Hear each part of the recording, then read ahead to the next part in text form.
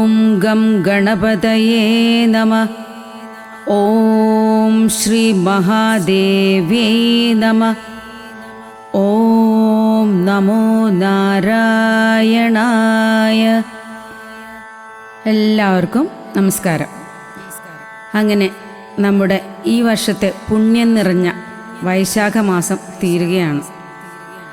വൈശാഖ മാസം കഴിഞ്ഞ് നമ്മൾ ഇടവ മാസത്തിലേക്ക് കടക്കുകയാണ്. ഒരു പുതിയ ഗൃഹപ്രവേശം പോലെ അല്ലേ?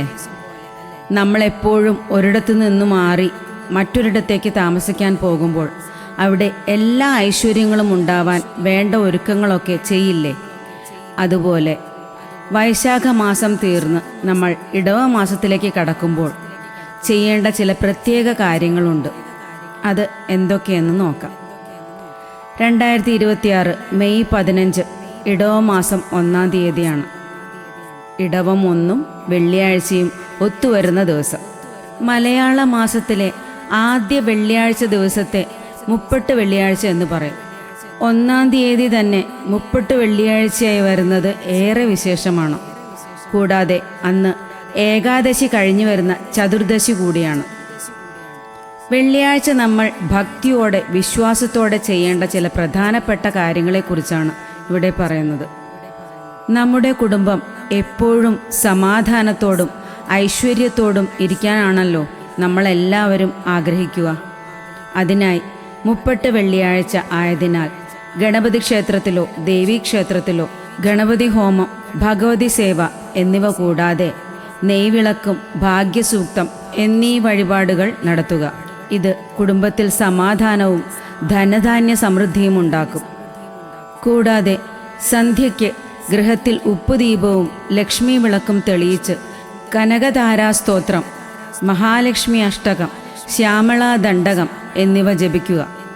എല്ലാവിധ ഐശ്വര്യങ്ങളും ഉണ്ടാകുന്നതാണ്. കൂടാതെ ചതുർദശി ആയതിനാൽ നരസിംഹമൂർത്തിയെയാണ് പ്രാർത്ഥിക്കേണ്ടത്. നരസിംഹസ്തുതി ചൊല്ലിക്കൊണ്ട് പാനകം വഴിപാടായി കഴിക്കേണ്ടതാണ്. ഇനി പറയുന്ന കാര്യം പ്രത്യേകം ചെയ്യുക.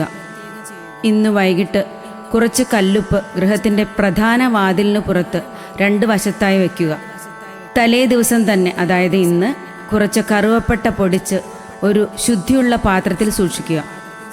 ഇടവം 1-ന്, അതായത് നാളെ രാവിലെ എഴുന്നേറ്റ് സൂര്യോദയ സമയത്ത് പ്രധാന വാതിൽ തുറക്കുമ്പോൾ ധനലക്ഷ്മി വരലക്ഷ്മി സ്വാഗതം എന്ന് പറഞ്ഞുകൊണ്ട് വാതിൽ തുറന്ന് പുറത്തിറങ്ങി കറുവപ്പട്ട പൊടിച്ചത് പുറത്തിറങ്ങി നിന്ന് അകത്തേക്ക് ധാരാളം സമ്പത്ത് ഗൃഹത്തിലേക്ക് വരുന്നതായി സങ്കല്പിച്ചുകൊണ്ട് ഊതിവിടുക.